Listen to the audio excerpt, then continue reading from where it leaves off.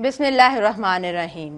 जॾो तुंहिंजो नाव बाझ बि ओॾियाई मंगा, जॾो तुंहिंजो नाव बाझ बि ओॾियाई मंगा, रिय थंभे रिय थूणिए तूं छपर तूं छांव, आऊं कुॼाड़ो कहां तोखे मालूम सबकी। अस्सलामु अलैकुम मुंहिंजा तमामु नाज़रीन, उमेद करियां थी तव्हां सभु बिल्कुलु ठीकु हूंदव। खोड़ सारियूं दुआऊं अवां सभिनीनि जे लाइ, नेक तमन्नाऊं अवां सभिनीनि जे लाइ। आऊं अव्हां जी पंहिंजी मेज़बान ताहिरा जोयो ऐं प्रोग्राम अव्हां जो पंहिंजो सुबुह मेहराण ऐं साण खणी मौजूदु आहियां। Have a good morning. सुबुह सुबुह जो सलाम अव्हां सभिनीनि खे सुबुह मेहराण जे हिन मंच तां क़बूल पवे। सुबुह मेहराण जो मंच ही अव्हां जो पंहिंजो मंच आहे, स्क्रीन अव्हां जी पंहिंजी आहे।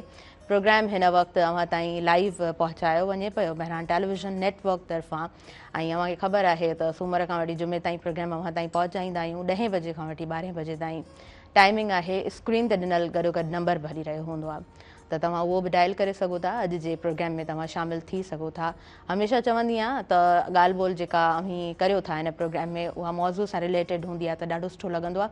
उन ॻाल्हि खे सेकेंड करणु ॾाढो सुठो लॻंदो आहे। अव्हां सभिनीनि खे ख़बर आहे त असां जंहिं सोसाइटी में रहूं था, असां वटि चंद जेके मसइला आहिनि उहे हक़ीक़त में चंद मसइला न आहिनि, उहे ॾाढा घणा मसइला आहिनि ऐं ॾाढा वॾा मसइला आहिनि। जेकॾहिं मां ज़िक्र कयां मंशियात जो, त मंशियात जो मसइलो को नंढो मसइलो न आहे। या मां ॻाल्हि कयां करप्शन जी, त करप्शन को नंढो मसइलो कोन्हे को। ऐं असां अहिड़ियुनि वबाउनि में फाथल आहियूं जिथे नौजवान जो जेको फ्यूचर आहे उन ते त हिकिड़ो वॾो क्वेश्चन मार्क आहे ई आहे। जेको नौजवान महिनत करे थो, पतोड़े थो ज़िंदगी में, उहे जेको आहे न ॾुख तकलीफ़ूं ॾिसे थो, हज़ारे बैरियर्स उन जे रस्ते ते हुजनि था। जेकॾहिं हू कंहिं ॻोठ मां निकिरे थो तोड़े जो हू शहर में रहे थो ऐं पंहिंजा एजुकेशनल इंस्टीट्यूट्स, स्कूल खां वठी कॉलेज, कॉलेज खां वठी यूनिवर्सिटी ऐं हिकिड़ो बहितरीनु सफ़र तय करे थो। जॾहिं प्रैक्टिकल लाइफ में क़दम रखे थो, भले उनजी 4 आउट ऑफ 4 CGPA हुजे, पर उन जे बावजूदि बि जेकॾहिं हुनजो तालुक़ु सुठे माना घणे पैसे वारे घराणे सां कोन आहे त पोइ हुनखे घणो सर्वाइव करिणो पवे थो। असां वटि हींअर रिसेंटली कल्ह पाण जेको आहे हिकिड़ो ज़बरदस्त एहतजाज ॾिठो आहे सिंध पब्लिक सर्विस कमीशन जो। ऐं सभिनीनि खे ख़बर आहे त सीट्स कीअं विकिरो थींदियूं आहिनि, कीअं असांजे साम्हूं जेको आहे सो सभु शयूं अचनि थियूं ऐं असांजे साम्हूं जेको आहे सो जेके चेन्स मौजूदु आहिनि उन्हनि जी मज़बूती जी बि पाण सभिनीनि खे ख़बर आहे। पोइ हाणे उहे कीअं ब्रेक थियनि थियूं या उनखे ब्रेक कराइण में असां कीअं पंहिंजो जेको आहे सो इनपुट विझूं था,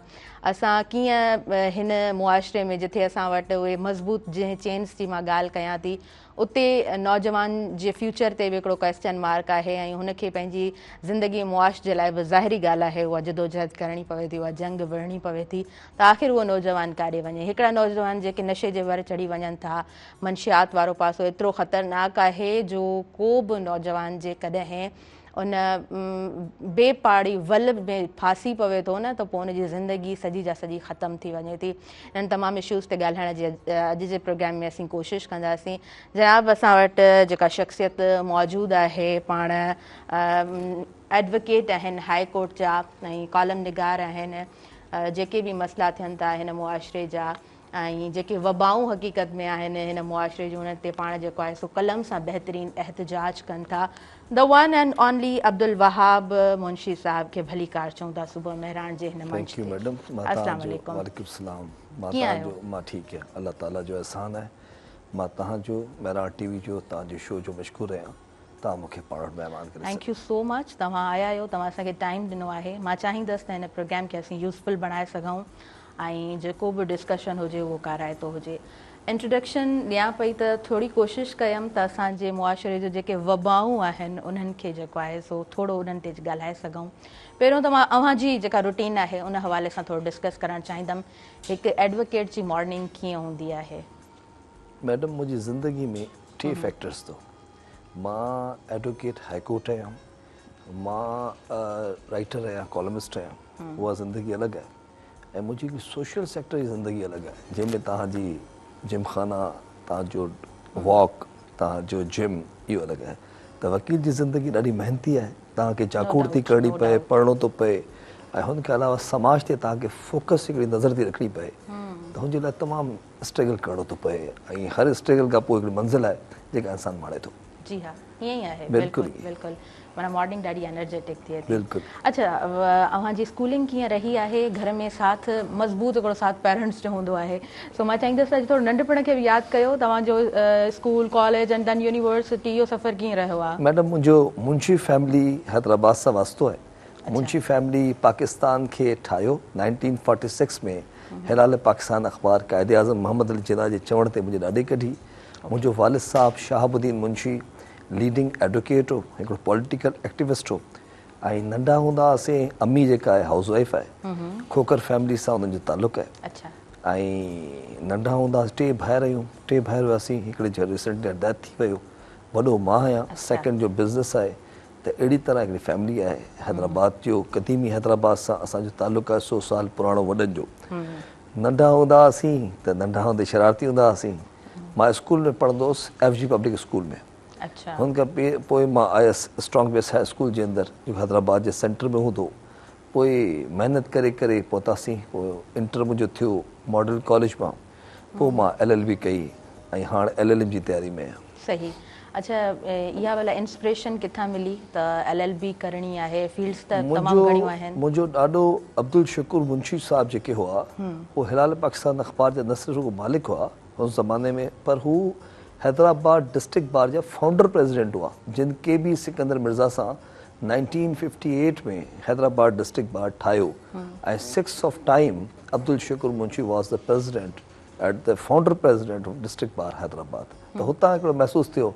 पोइ घर अहिड़ो हो कि नंढे हूंदे हूंदे घर में शमशेर हैदरी खे ॾिठोसीं बाबा वटि, वरी अब्दुल वाहिद आरिस सर, जुमन दरबदर, ताजल बेवस, शेख अयाज़, जीअन मुग़ल साहब, दस्तगीर भट्टी, इहे लेवल, रसूल लक्ष्मणी जो इहे लेवल नंढे हूंदे ॾिठीसीं। त पोइ ॿ ख़्वाब थिया ज़िंदगी में, त हिकिड़ो कालमनिगार थियणो आहे।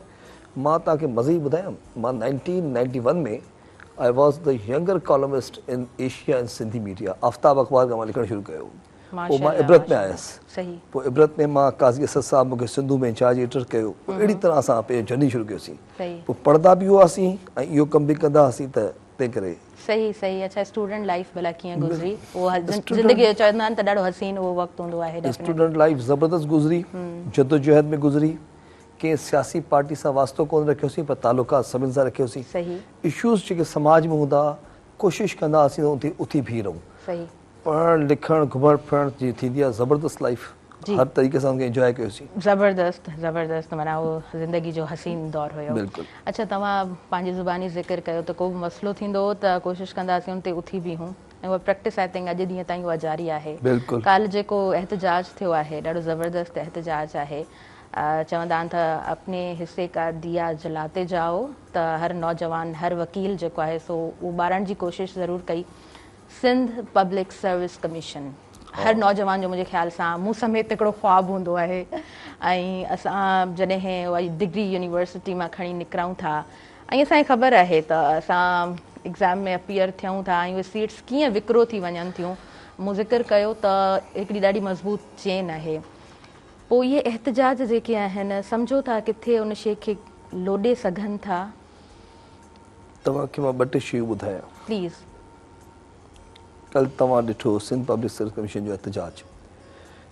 अॼु खां 40-45 साल पहिरीं हीउ इदारो हिकिड़ो तमामु शफ़ाफ़ ऐं बाकिरदार इदारो। तव्हांजी सिंधी जेका ब्यूरोक्रेसी हाणे जेका रिटायर्ड थी आहे, जीअं मां नाला थो खणां, महताब अकबर राशिदी, शम्स जाफ़राणी, सिद्दीक़ मेमण, सुभान मेमण ऐं शफ़ीक़ पराचा, इहे लेवल जा जेके माण्हू हुआ, इहे सिंध पब्लिक सर्विस ग़रीबनि जा ॿार हुआ न। डॉक्टर जान मोहम्मद मेमण पाण चवंदो मां छोला खपाईंदुसि, पोइ छोला खपायो पंहिंजी महिनत सां, via Sindh public service commission जे थ्रू उहो डॉक्टर थियो, वाइस चांसलर थियो ऐं फाउंडर वाइस चांसलर लम्स जो थियो। हाणे गुज़िश्ता जेके 20 साल जेके लास्ट तव्हांजा रहिया आहिनि, हिन पॉलिटिकल इंटरफेरेंस हुते तमामु घणो अची वियो। हुते हालति इहा थी वई त हाउसिस जे चवण ते, गवर्नर हाउस हुजे या तव्हांजो चीफ मिनिस्टर हाउस हुजे, मां रिकॉर्ड ते थो चवां, हुननि जो पॉलिटिकल इन्फ्लुएंस अची वियो। ऐं जॾहिं अरबाब ग़ुलाम रहीम साहब जो दौरु हो, त मूंखे हिकिड़े तमामु वॾे हिकिड़े मेंबर हुते जे ॿुधायो त हिते हाणे तव्हांजी पर्ची थी हले गवर्नर हाउस जी। पोइ उहो दौरु जॾहिं ख़तमु थियो त वरी हिकिड़ी नई शइ पैदा थी पीपल्स पार्टी जे दौर में, त सदर आसिफ अली ज़रदारी जे वेझे दोस्त जस्टिस आगा रफ़ीक साहब जो तव्हांखे नालो ॿुधो हुजे जी हाँ, जी त हू चेयरमैन थिया सिंध पब्लिक सर्विस कमीशन जा, त असां ॾाढा ख़ुशि थियासीं। जॾहिं हू अची वेठा पंहिंजी सीट ते त कुझु ॾींहंनि खां पोइ हुननि रिज़ाइन ॾेई छॾियो। त मां हुननि खे टेलीफोन करे पुछियो साईं छा थियो? चई बाबा हीअ कंडनि जी सेज आहे। कंडनि जी सेज कीअं साईं? हीअ इदारो आहे, एॾी वॾी ऑफिस आहे, एॾो वॾो तव्हांजा मेंबर्स आहिनि, तव्हांखे एॾी वॾी फंडिंग आहे। त हुननि बि इहा ई ॻाल्हि ॿुधाई त हिते शफ़ाफ़ियत न आहे ऐं पॉलिटिकल जेका इंटरवीन आहे उहो सिस्टम खे तबाह पई करे। पोइ हुन खां पोइ अॼु ॾींहुं ताईं मोहम्मद वसीम साहब को चेयरमैन आहे चवनि था। ऐं कल्ह मां जेको एहतजाज तव्हां चओ था मां ॾिठो आहे, मां चवां थो तव्हां यकीन कयो था कि मुंहिंजी ज़िंदगी में मां पहिरियों इहो एहतजाज ॾिठो आहे जंहिंमें नौजवाननि में एॾी बेचैनी, एॾी फ्रस्ट्रेशन। ही नौजवान ख़बर थो छा हुआ, हिननि खे एहतजाज जी ख़बर ई कोन हुई। सही। मां 3-4 नौजवाननि जो नालो कोन थो खणा, हुन लाइ प्रॉब्लम थी थो। जी जी जी। हू वीचारा माइक झले ॻाल्हाइण न पिया ॼाणे, हालांकि कॉम्पिटेंट आहिनि, तमामु घणा पढ़ियल घड़ियल। शाह लतीफ़ हुननि जो पढ़ियल आहे, बुले शाह हुननि जो पढ़ियल आहे, रसूल पली जो हुननि जो पढ़ियल आहे, GM सैद हुननि जो पढ़ियल आहे, तारीख़ ते हुननि खे कमांड आहे, पर हू एहतजाज जे रस्ते खां परे हुआ। हाणे पीपल्स पार्टी जी हुकूमत में हुन माण्हू जे जेको जो चेयरमैन आहे ऐं जिन मेंबर्स आहिनि, तव्हां केॾी वॾी बदकिस्मती आहे 2024 जे मैडम। हुनमें तव्हांजा 12,000 शागिर्द जेके आहिनि उहे तव्हांजा अपियर था थियनि हुन टेस्ट में। टेस्ट कंडक्ट थिए थी, 70 ॼाणनि खे तव्हां पास था कयो, लेस देन 1% तव्हांजो रिज़ल्ट आहे। ऐं तव्हांजो जेके सब्जेक्ट्स आहिनि हुनमें माइक्रोबायोलॉजी में ऐं इन्वायरमेंटल साइंस खे पहिरीं 1 ईयर हुनमें पेपर था वठनि 1 स्टेप में, ऐं रिज़ल्ट हुनखे शो था कनि त हुनखे तव्हां डिवाइड था कयो, नौजवान किथां पास थींदो। यकीनन मुदाख़लत थी आहे, हिन में बिल्कुलु का शफ़ाफ़ियत न आहे। ऐं मां सम्झां थो कल्ह जो एहतजाज हिननि जे सिंध हुकूमत जे मुंहं ते हिकिड़ो मोचड़ो हुयो जेको नौजवान शागिर्द खयो आहे। सही सही। And we must have to talk on roots also, because असां जॾहिं बि सिस्टम ते ॻाल्हायूं था त असांखे जेको आहे न ग्रास रूट लेवल ते बि वञिणो पवंदो। थोरो मां स्कूल्स जो बि ज़िक्र करणु चाहींदमि अव्हां सां। 9th matric, first year inter जा एग्ज़ाम्स थींदे पाण हमेशह ॾिसंदा आहियूं, ऐं बोर्ड जी जेका सूरत हाल आहे उहा पाण सभिनीनि खे ख़बर आहे। कुझु चेंजिस ठीकु आहे पंहिंजी जॻह ते, पर उहो असांखे ख़बर आहे त मथे सिस्टम कीअं ग्रेड ॿारनि खे मिले थो। छा सम्झो था त इहो कल्चर असां वटि जेसीं ताईं हूंदो त उहो ज़ाहिरी ॻाल्हि आहे, इहो हिकिड़ो क्वेश्चन मार्क ॿार जे फ्यूचर ते ज़रूरु आहे। सिस्टम ते ॻाल्हायूं छा? अगरि तव्हां सिस्टम ते मूंखे ॻाल्हाईंदो त फिर बात निकिलेगी तो फिर दूर तलक जाएगी। सिस्टम हिननि पैदा कयो आहे, जेके तव्हांजा हुकुमरान वेठा आहिनि कुर्सियुनि ते चढ़ी। तव्हां मूंखे हिकु तव्हां त अचो था बोर्ड ते मां हुन ते ॻाल्हायां थो, पर मां तव्हांखे हिकिड़ी मिसाल थो ॾियां। तव्हांजो जिना अस्पताल कराची में तव्हांजी सिफ़ारिश ऐं पैसे खां सवाइ हुते पेशेंट खे जाइ नथी मिले। तव्हांजे सिंध में का ट्रांसफ़र ऐं पोस्टिंग माफ़ कजो पैसे खां सवाइ नथी थिए। तव्हांजे बोर्ड में जॾहिं इनकॉम्पिटेंट ऐं जेके नाहिल क़िस्म जा माण्हू करोड़ों रुपया ॾेई ईंदा त तव्हां उन्हनि खे छा था तवक़ात रखो त हू तव्हांजे ॿारनि खे पढ़ाईंदा। अॼुकल्ह तव्हांजे बोर्ड जो मां तव्हांखे ॿुधायां छा आहे सिस्टम। जीअं बि हैदराबाद बोर्ड में वञो, मिरपुखास में वञो, हुते पॉलिटिकल भर्तियूं थियल आहिनि। हुते फलाणा साहिबान अचनि था, उहे उहिदनि ते वेहनि था, मनसब ते वेहनि था। पोइ हुननि जा जेके छाड़ता हेठि वेठा आहिनि उहे पैसा वठी ॿारनि खे पास कनि था। जेको पढ़ियल लिखियल ॿार आहे उहो रहिजी वञे, ऐं जेको नाहिल ॿार हूंदो आहे माइट पैसा ॾियनि उहो पोज़ीशन होल्डर थी वेंदो। त हिन सिस्टम खे रोकण लाइ छा करिणो पवंदो? तव्हांखे ऐं मूंखे पंहिंजे हिसे जो ॾीओ ॿारणो पवंदो। असांखे उथणो पवंदो, समाज में शहूर ॾियणो पवंदो। समाज जे मामलनि ते कॉपी कल्चर सिंध में आम आहे। पंजाब में वञो त हुनजो एतिरो रशो न आहे, पर सिंध में त तालीम तबाह करे छॾी अथनि। तव्हांजे स्कूलनि जो छा हाल आहे? तव्हांजे स्कूलनि में शागिर्द जेके वीचारा अचनि था, कुझु नाले मातिर, हुननि में यूनिफॉर्म कोन्हे, ड्रेस कोन्हे, इवन हुते क्लास में लाइट पखो कोन्हे। त हिन सूरत हाल में तव्हां सरकार छा पई करे?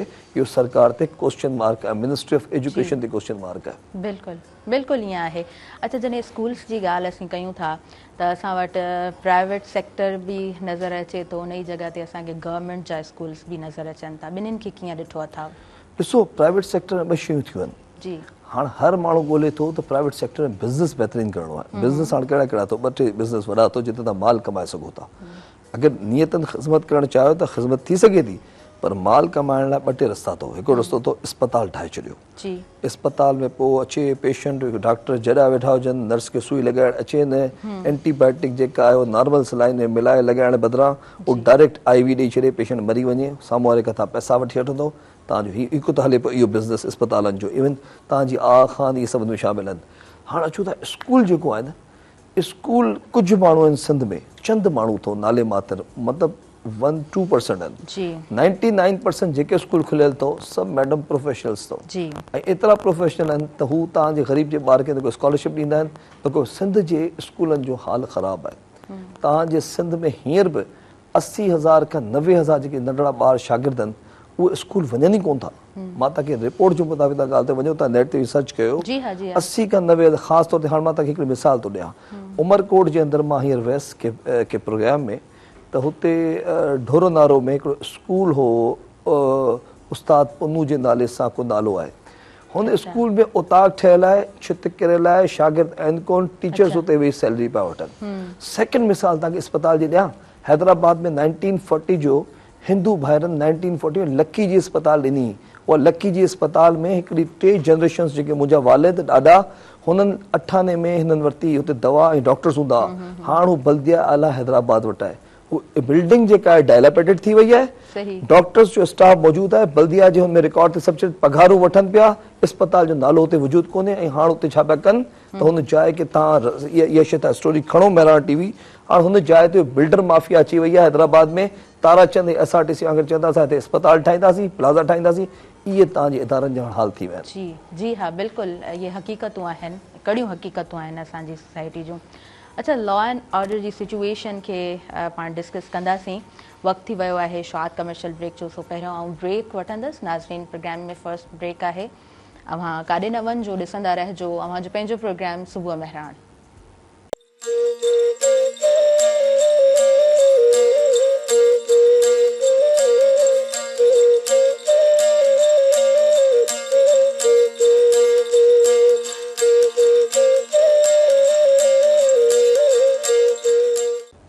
नाज़रीन, सभिनी ॾिसंदड़नि खे आउं ॿीहर भलीकार चवां थी तव्हांजे पंहिंजे प्रोग्राम सुबुह मेहरान में। असां सभु ॼाणूं था त असां वटि कानून मौजूदु आहे, असां वटि एक्ट्स मौजूदु आहिनि, हर शइ किताबनि में असां वटि मौजूदु आहे। लॉ ते नज़र पवे थी त हर शइ असांखे ॾाढी प्रॉपर नज़र अचे थी, पर वरी जॾहिं असां वाक़ई में उहे शयूं ॾिसणु चाहींदा आहियूं त उन्हनि ते को बि अमल न हूंदो आहे। एडवोकेट हाईकोर्ट असां वटि मौजूदु आहिनि, सो उन्हनि सां डिस्कस हले पियो। अब्दुल वहाब मुंशी साहब असांजे प्रोग्राम में तशरीफ़ फरमा आहिनि। अच्छा, थोरो लॉ एंड ऑर्डर जी सिचुएशन ते ॻाल्हाइणु चाहींदासीं। मां चाहींदसि त तव्हां कीअं ॾिठो आहे पाकिस्तान जे आइन खे, ऐं हक़ीक़तूं जेके आहिनि उहे असां वटि कुझु ॿियूं आहिनि। जी, पाकिस्तान जो आइन त ॾाढो शानदार आहे। पाकिस्तान जे आइन जे मुताबिक़ जेकॾहिं हीउ मुल्क हले हा त हीउ मुल्क जन्नत मां हिकिड़ी जन्नत जो टुकड़ो थी वञे। पर हाणे तव्हां वटि अची वई आहे 27वीं तरमीम ऐं 6वीं तरमीम, चवनि था 28वीं तरमीम बि अचे पई। जॾहिं तव्हां तरमीमूं कंदा आहियो त पोइ तव्हां पंहिंजे आइन जो खानो ख़राबु कंदा आहियो। तव्हां पंहिंजे आइन में जॾहिं मुस्तक़िल बुनियाद ते बार बार बार बार जे तव्हां तरमीम कंदो त पोइ तव्हां हुनजो बिगाड़ पैदा कंदो। मां सम्झां थो त लॉ एंड ऑर्डर ते तव्हां मूंसां ॻाल्हाईंदो त लॉ एंड ऑर्डर जी सिचुएशन पाण शुरू कंदासीं जैकमाबाद, कंदकोट, लालखाणे खां, पोइ हैदराबाद, उमरकोट, मिठी मिरपुर वञूं था। सॼे सिंध में डाकुनि जो हिकिड़ो मुनज़िम राज आहे जेको जेॾी महिल चाहे थो अपग्रेड थिए थो, हुनमें बूस्ट हवा थी अचे ऐं हू पंहिंजो कमु थो शुरू करे। पोइ हुते भंग वठनि था, माण्हुनि खे अगवा कराइनि था, ऐं ॻोठनि में जेको हशर थिए थो, पोइ वरी कुझु ॾींहंनि खां पोइ मथां लाइन थी अचे त हाणे तव्हां ऑपरेशन कयो त कचे में ऑपरेशन खे ढको। मुस्तक़िल मिज़ाजी सां का बि हिकमत अमली तय कोन थो, शॉर्टकट्स आहिनि हिकिड़ा। हाणे तव्हांजी लॉ एंड ऑर्डर खां त तव्हां छॾियो, हाणे तव्हां वटि हिकु सोसाइटी में नई शइ पैदा थी वई अथव।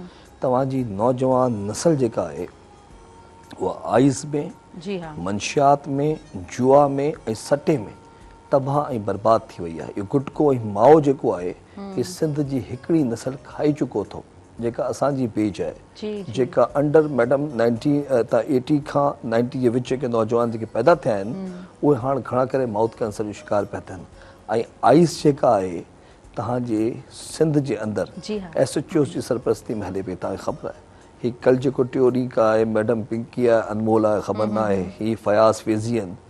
छा असांजी हुकूमत ऐं असांजी रियासत एॾी कमज़ोर आहे कि मुकमल तौर ते दुनिया में किथे त गुटको हले, माओ थो हले, यकीनन कोकीन वग़ैरह जो नशो आहे, पर हिते जेको नौजवान तबाह थिए पियो हुनजो ज़िम्मेदार केरु आहे?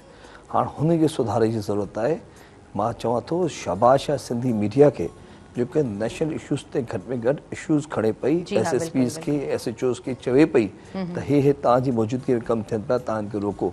जेसि ताईं तव्हांजी नए नस्ल खे बचाव जा मामला तय न थींदा, कि हर बार तय न कयूं, का हिकमत बि तय न कयूं, त लॉ एंड ऑर्डर त ख़राबु कॾहिं थो थिए।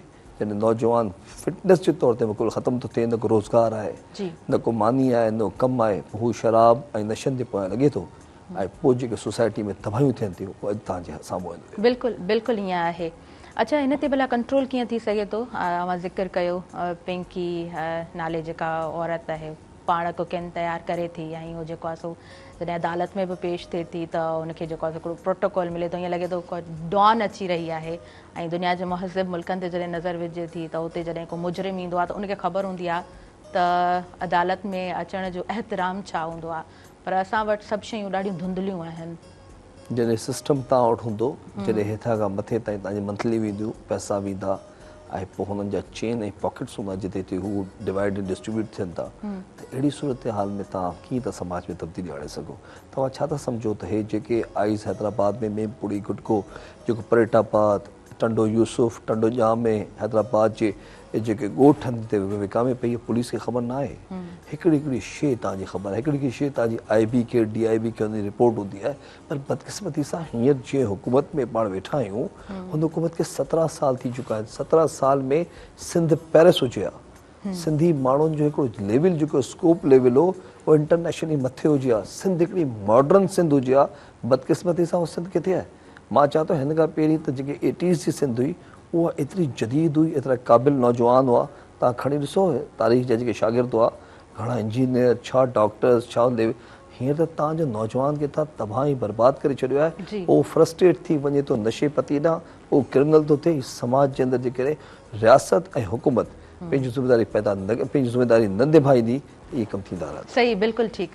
अच्छा, नौजवान खे भला कीअं बचाए सघिजे थो? छा था सम्झो त उहे कहिड़ियूं हिकमत अमलियूं हुजनि? केतिरा ई नौजवान, जीअं तव्हांजो हिकु नस्ल त असांजी तबाह थी चुकी आहे ऐं सिंध जो अहिड़ो को ॻोठु नाहे, को अहिड़ो शहर नाहे जेको मंशियात खां ऐं नशे खां बचियल हुजे। नौजवान कीअं बची सघे थो? छा था सम्झो? नौजवाननि खे तव्हांखे पंहिंजो करिणो पवंदो। हर सियासी पॉलिटिकल जमात पंहिंजे पंहिंजे अंदरि, हर सियासी पार्टी पंहिंजे अंदरि हिकिड़ी विंग ठाहे जेका नौजवाननि सां वेही इंटरेक्शन करे, हुननि जा मसइला पुछे, हुननि जी ॻाल्हियूं पुछे। सिंध जी बदकिस्मती ख़बर छा आहे? सिंधी जेका लीडरशिप आहे असांजी, उहो जलसे ऐं जुलूस में त फर्स्ट क्लास उन्हनि खे नौजवाननि जी ज़रूरत पए थी। पर जॾहिं सिंधी नौजवाननि खे कल्ह जीअं सिंध पब्लिक सर्विस कमीशन जो एहतजाज थियो त हुननि नौजवाननि जी शिकायत इहा आई त सिंध जी का बि लीडरशिप, टॉप लीडरशिप असां गॾिजी कोन बीठी। थर्ड ऑफ कैडर में त लीडर अची असां बीठा, हुते वकील अची बि। तव्हांखे पंहिंजे नौजवाननि ते छपर छा थी, हुनजे मथे ते हथु रखिणो पवंदो, हुननि जा मसाइल पुछणा पवंदा। के नौजवान जॾहिं ख़ुदकशी कनि था त ख़ुदकशी करण खां पहिरीं नौजवान प्लान कंदो हूंदो, कंहिंखां शेयर कंदो हूंदो, पोइ शेयर होल्डर जेको हुनजो जेकर उहो सम्झी वञे ॻाल्हि खे ऐं हुनखे रोके वठे, छा ख़ुदकशी कोन थी रोके सघे? तव्हां वटि रोज़ जेका आहे नियाणियूं जेके आहिनि कारोबारी ऐं मारिजी थी वञनि तव्हांजे समाज में। मां वरी थो चवां त रियासत जेका हुकूमत आहे हुन ते तमामु वॾी ज़िमेदारी। अगरि रियासत ऐं हुकूमत पंहिंजो रोल प्ले न कंदी, मां हिन तव्हांजे प्रोग्राम में हिकिड़े बिलावल भुट्टो ज़रदारी साहिब खे गुज़ारिश थो कयां त बिलावल साहिब, तव्हां पीपल्स पार्टी जा को चेयरमैन आहियो, तव्हांजे कुल्हे ते तमामु वॾी ज़िमेदारी आहे खड़ी ख़ुदा बख़्श जे क़ब्रस्तान जे शहीदनि जी। तव्हां नौजवाननि जी परघोड़ लहो। हिकिड़े पासे सिंध में मंशियात, आइस, जुआ ऐं सटे में नौजवान तबाह थियनि पिया, ॿिए पासे सिंध पब्लिक सर्विस कमीशन जहिड़ो इदारो जेको जंहिंजी शफ़ाफ़ियत जेका आहे उहा क्वेश्चन मार्क आहे। उहे नौजवान जॾहिं एहतजाज कनि था, पोइ सुभाणे ई पढ़ी पढ़ी पढ़ी पढ़ी नौजवान चरिया ऐं खरिया थी वेंदा। पोइ टेलीविज़न चैनल ते हिननि जी वीडियोज़ ईंदियूं, वीडियोज़ खां पोइ तव्हांजो मिनिस्टर साहिब खे कॉल कंदो, एहसान करे कंहिंखे जॉब ॾींदो। ओ बाबा, तव्हां ठीकु आहे, मां सम्झां थो त तव्हां वटि जॉब्स जो कैडर एतिरो न आहे, पर जेको बि आहे उहो मेरिट बेसिस ते त हुजणु घुरिजे। उहो हुते खां मंडी त न हुजे। हाणे छा आहे? हाणे सिंध पब्लिक सर्विस कमीशन जो इदारो हिकिड़ी बाज़ार ठहियलु अथव, हिकिड़ी मंडी ठहियलु आहे जिते हर माण्हू दर ते वञे थो, नॉक करे थो, एजेंट वेठो आहे विच में, फलाणो मेंबर आहे, फलाणे ते मेंबर ते पुॼे थो, पोइ पैसा ॾियनि था करोड़ रुपया ॾेई। ASP, DSPs, इंजीनियर्स त सभु हितां ई था थियनि तव्हांजे अॻियां। हिन शइ ते कंट्रोल करिणो पवंदो। अगरि नई सिंध असां चाहियूं था ऐं जदीद ऐं बहितरीन सिंध चाहियूं था त तव्हांखे मूंखे हर माण्हू खे पंहिंजो किरदारु अदा करणो घुरिजे। तव्हां सही पिया चओ, जेतिरो हैवी बैग तव्हां वटि मौजूदु आहे ऐं तव्हां नॉक कयो था उते एजेंट मौजूदु आहे, जेतिरो हैवी बैग उते तव्हांखे ओतिरी सुठी जॉब मुयसरु तव्हांजे साम्हूं हुजे थी। इहे ॻाल्हियूं बिल्कुलु पंहिंजी जॻह ते दुरुस्त आहिनि। अव्हां छा सम्झो था त शऊर हक़ीक़त में आहे छा, एजुकेशन हक़ीक़त में आहे छा? छो त हिकिड़ो पर्पज़ नौजवान जो इहो बि हूंदो आहे त मां पढ़ां पियो त मूंखे नौकिरी खपे, ऐं ज़िंदगी मुआश जे लाइ ज़ाहिरी ॻाल्हि आहे, हर को पतोड़ींदो आहे, हर को महिनतूं कंदो आहे। अव्हां छा था सम्झो असां वटि कहिड़ी शइ जी खोट आहे? मां सची ॿुधायां, मां जेको तालीम पढ़ां थो या पंहिंजे ॿारनि खे ॾियारां थो, मुंहिंजो पर्पज़ फ़क़ति इहो न आहे त मां नौकिरी कयां। सही। मां तव्हांखे हिकु मिसाल थो ॾियां। बोरी कम्यूनिटी तव्हां नालो ॿुधो हूंदो, बोरी फैमिली जेके बोरी जेके आहिनि, हिकिड़ी आबादी आहे, इहे बोरा फैमिली चइबो। हिननि बोरियुनि जो हिकिड़ो पीर थो सईदना मुफ़स्सिल हुसैन, जेको हुननि जो रूहानी पेशो आहे। मुंहिंजी हुन सां कंहिं डिनर ते मुलाक़ात थी कराची में, त लखे बोरी हुआ जिन खे प्रीचिंग में चयो पिए त तव्हां सरकारी नौकिरी न कयो। हू मना पियो करे पंहिंजी हुननि कम्यूनिटी खे त तव्हां सरकारी नौकिरी न कयो, तव्हां पंहिंजे घर जे ॿाहिरि हिकिड़ी बिरयानी जी केबिन लॻायो, छोला विकिणो, कारोबार कयो, सैनिटरी जी दुकान खोलियो, ऐं उहा तव्हांजी दुकान ऐं कारोबार तव्हांजा ॿ घर हलाईंदी। मां सिंधी नौजवाननि खे चवां थो, मां हुननि खां मुखातिब आहियां त तव्हां तालीम बि हासिलु कयो, ऐं तालीम हासिलु करण सां गॾोगॾु तव्हां को बिज़नेस बि कयो। इहो ज़रूरी कोन्हे त लखनि ई करोड़नि जो पाण बिज़नेस कयूं। पाण अगरि 2000 रुपए छोलनि जो मिसाल पाण को बिज़नेस रेड़ो था लॻायूं या बिरयानी लॻायूं था, फ्रेंच फ्राइज़ लॻायूं था, अॼुकल्ह त मैडम मल्टीपल तव्हांखे मौक़ा आहिनि जॉब्स जा।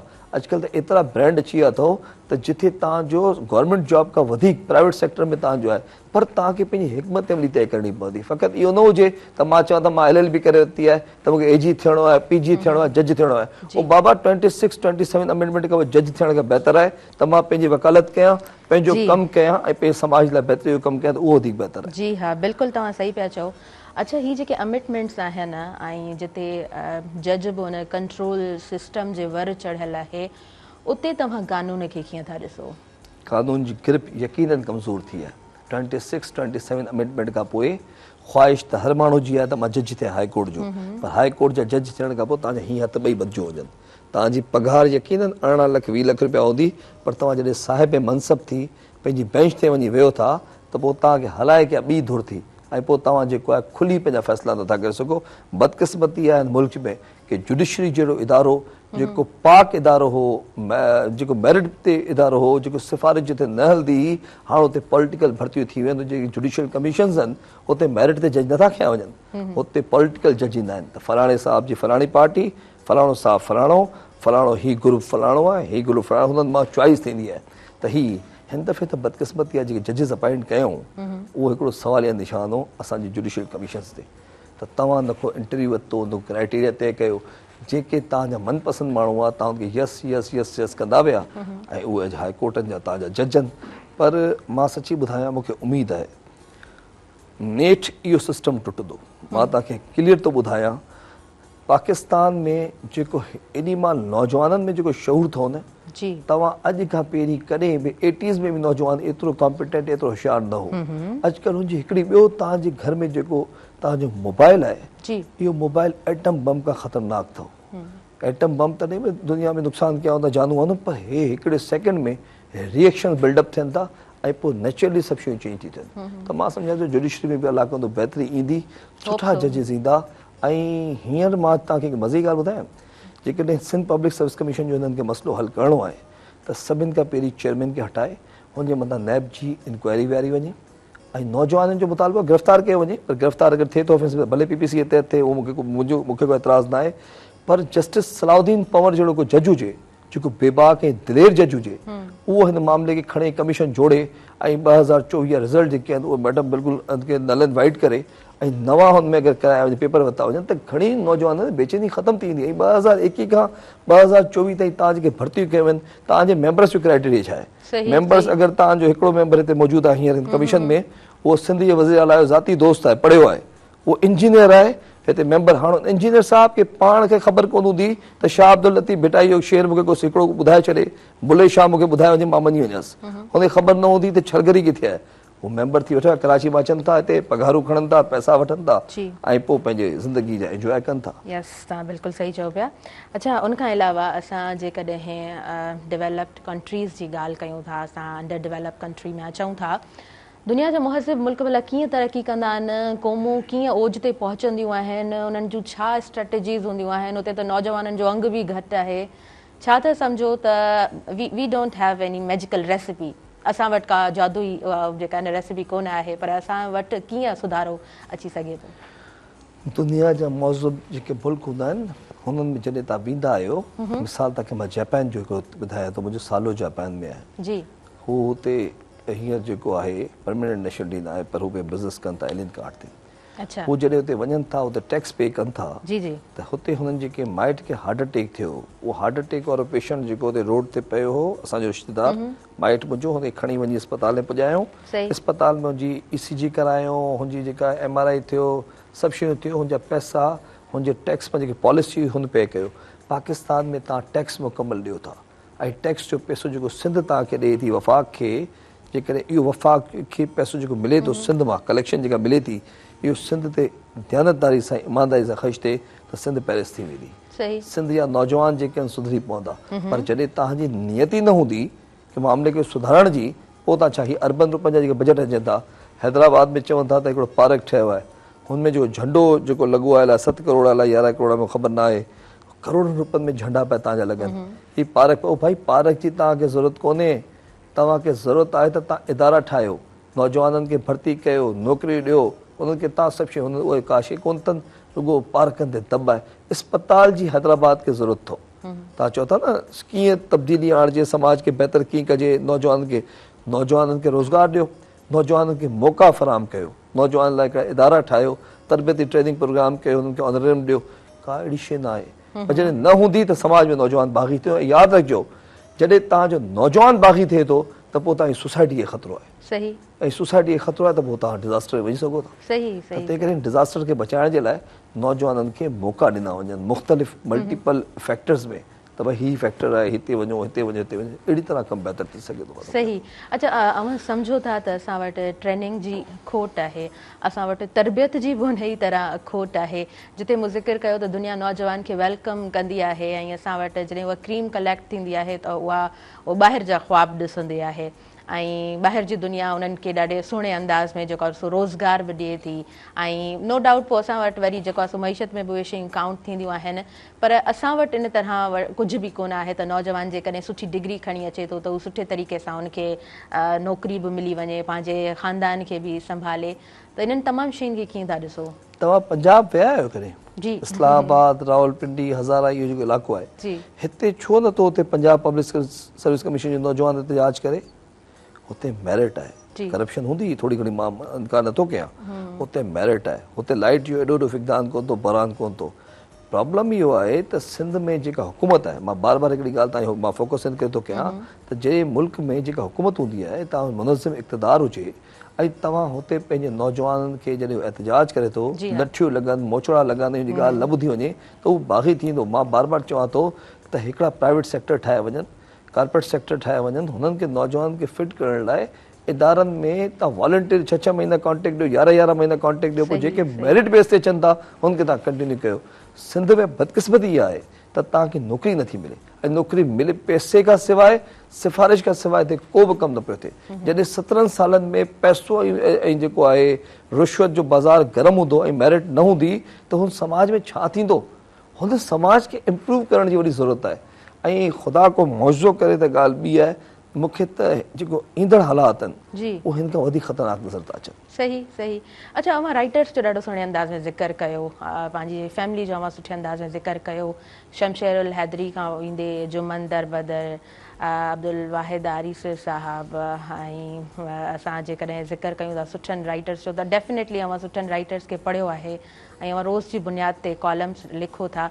असांजे समाज में सम्झो था त अॼु बि कलमकार जी घणी ज़रूरत आहे, असां वटि अॼु बि रोल मॉडल्स जी ज़रूरत आहे। मां सम्झां थो शमशेर उल हैदरी जी वॾी ज़रूरत आहे।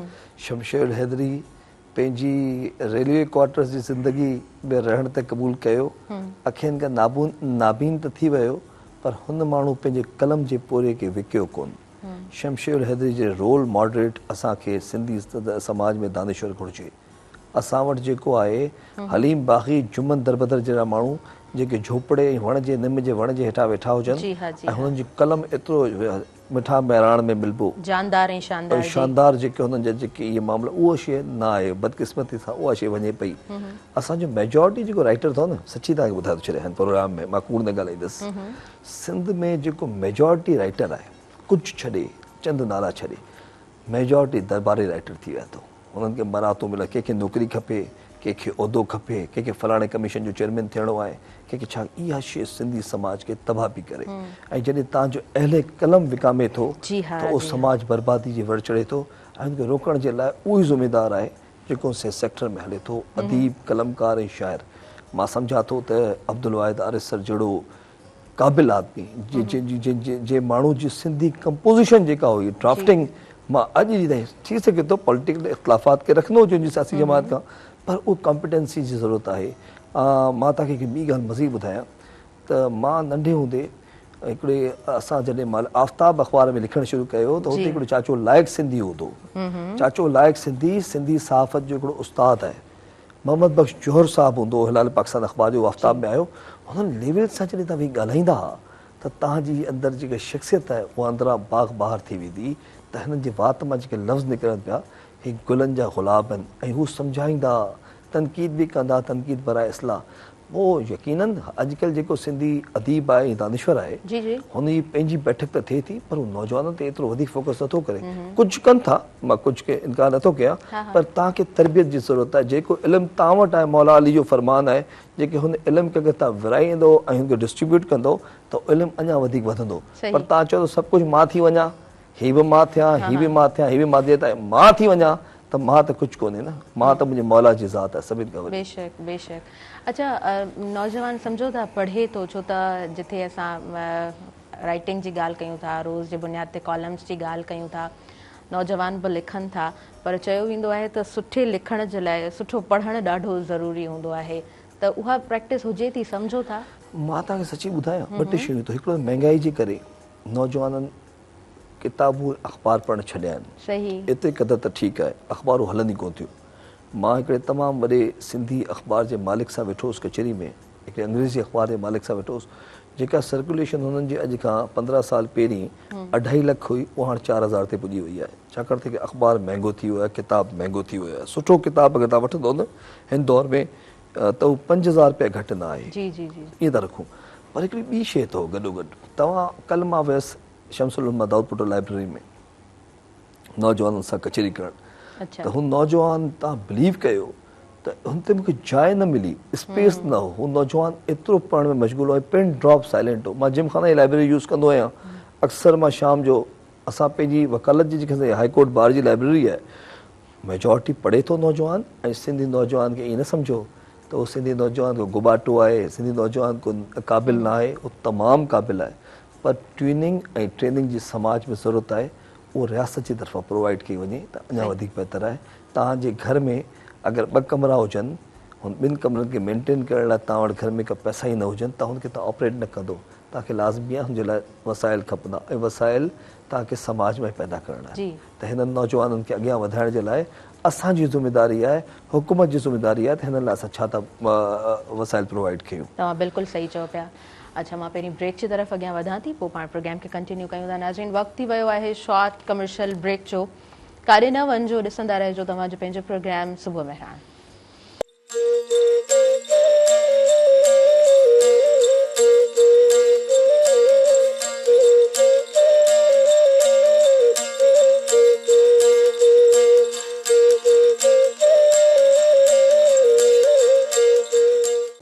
नाज़रीन सभिनी ॾिसंदड़नि खे आऊं ॿीहर वेलकम चवां थी तव्हांजे पंहिंजे प्रोग्राम सुबुह महिरान में ऐं असांजा जेके बि मसइला आहिनि हिन समाज जा मसइला आहिनि चवंदा आहिनि त ॻोढ़ा सभिनीनि जा हिकु जहिड़ा हूंदा आहिनि उन ई तरह दर्द बि सभिनीनि जो हिकु जहिड़ो हूंदो आहे तकलीफ़ हिकु जहिड़ी ई हूंदी आहे पर सिचुएशन्स तमामु डिफरेंट हूंदियूं आहिनि जेकॾहिं मसइला आहिनि त उन जा हल बि मौजूदु हूंदा आहिनि ऐं दुनिया में बिल्कुलु ईअं थींदो आहे त हर सोसाइटी में मसइला जनम वठंदा आहिनि पर माण्हू जेको आहे न उहे उन जे हल जे तरफ़ अॻियां वधंदा आहिनि तॾहिं ई उहे क़ौमूं तरक़ी कंदियूं आहिनि ऐं दुनिया में पंहिंजो नालो ठाहींदियूं आहिनि ऐं हिकिड़ो मिसाल क़ाइमु कंदियूं आहिनि अच्छा मां तव्हां खां बि पुछणु चाहींदमि त असां वटि मसइला त आहिनि डेफिनेटली मसइलनि जा हल बि हूंदा आहिनि पोइ असां वटि इहो हल जेको आहे उहो छो धुंधलो थी वेंदो आहे छो नौजवान जेको आहे सो झटि ख़ुदकशी जे अॻियां तरफ़ वधणु शुरू थी वेंदो आहे, छो उहो मायूसी जो शिकार बणिजी वेंदो आहे?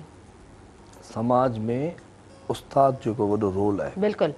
उस्ताद हिकिड़ो अलाह खां पोइ अगरि ज़मीन ते को रब जो नाइब आहे त उहो तव्हांजो उस्ताद आहे। सही। पर जॾहिं तव्हांजी यूनिवर्सिटी में तव्हांजा उस्ताद सियासत जे वर चढ़ी वञनि ऐं जेके यूनियन्स आहिनि तव्हांजी उस्तादनि जो रुॻो माल मिलण जे पिया हुजनि त वाइस चांसलर साहिब सां फलाणो फ़ाइदो कीअं वठिजे, वाइस चांसलर खां पेट्रोल जो ठेको कीअं वठिजे, बसनि जा ठेका कीअं वठिजनि।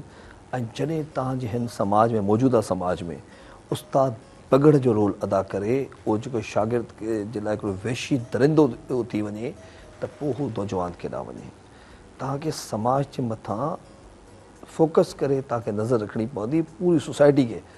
हींअर तव्हांजो नौजवान परेशान आहे ख़ुदकशी फज़ीला सर की ही जेको तव्हां रोज़ था पढ़ो, हिन जे अंदरि छा आहे, इहो मामलात छा आहिनि? मामलात इहे आहिनि त सोसाइटी जे अंदरि जे मैडम एलिमेंट्स आहिनि, एलिमेंट्स में बिगाड़ आहे, हुननि खे सुधारे जी ज़रूरत आहे। हुननि जे मथां असांजा जेके मथियां इदारा जेके वेठा आहिनि, जेके मुल्क जा हाकिम आहिनि, हुननि खे संजीदगी इख़्तियार करणी पवंदी। हुननि खे सोचणो पवंदो त जंहिं स्टेट में असां वेठा आहियूं हुन स्टेट में रोज़ तव्हां ॾिसंदो का सोसाइटी आहे, का ख़ुदकशी आहे, का छोकिरी कारे करे मारे छॾियो, ॿिए पासे तव्हांजो लका आहे जो कल्ह तव्हां अदालत में ॾिठो हूंदो, पिंकी अनमोल जेका आहे कहिड़ी तरह अदालत में पेश थिए। त सोसाइटी ताईं डिवाइड थी चुकी आहे।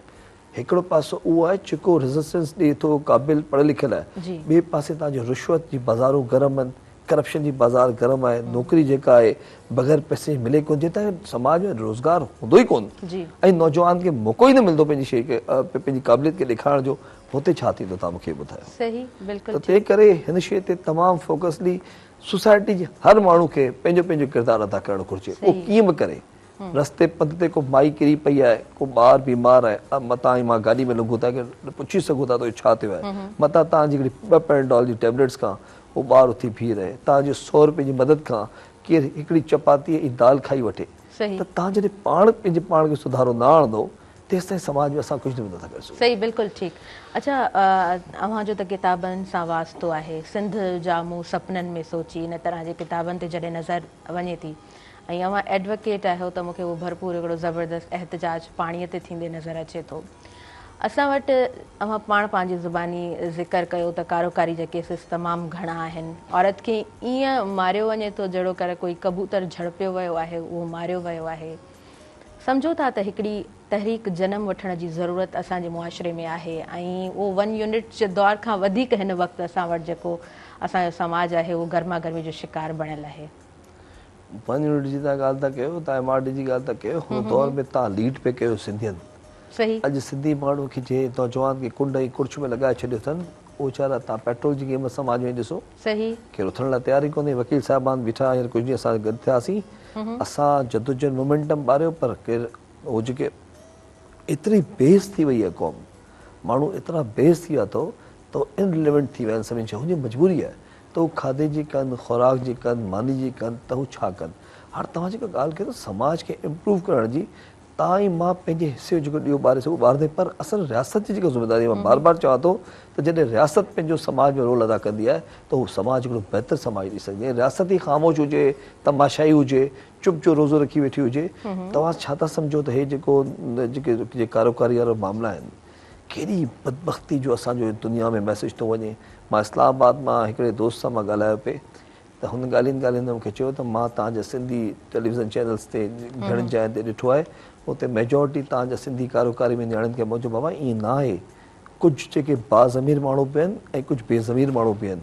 जेके बेज़मीरी हरकतूं कनि था हुनखे शर्म अचणु घुरिजे ऐं हुनजे लाइ स्टेट खे को बहितर कानून जेके आहिनि हुन ते इम्प्लीमेंट कराए ऐं कारोकारी मामले खे रोके ऐं सख़्त खां सख़्त सज़ा ॾींदी वञे। हीअं ताज़ो तव्हांजे अॻियां ई थियो आहे जेको कारोकारी जो इशू, इहे जेका नौजवान छोकिरी जो जेको पीउ ऐं चाची वारनि जेको कयो, हाणे हू बची चुका अथव चाचा वाचा, ऐं हुननि ते फौरी तौर ते कानून जे तहत इम्प्लीमेंट थिए त ॿिए खे सज़ा मिले। हिकिड़े माण्हू खे तव्हां मिसाल ठाहींदो त 100 शयुनि खे तव्हां पोइ रोके सघो था। सही सही, तव्हां बिल्कुलु सही चओ पिया। अच्छा मुंशी साहिबु, हूअं ॾिठो वञे त चवंदा आहिनि त दुनिया में 1% माण्हू कामयाबु थियनि था ऐं उहे 1% उहे आहिनि जेके कंसिस्टेंसी रखनि था, जिदोजहद उन्हनि जी जारी आहे।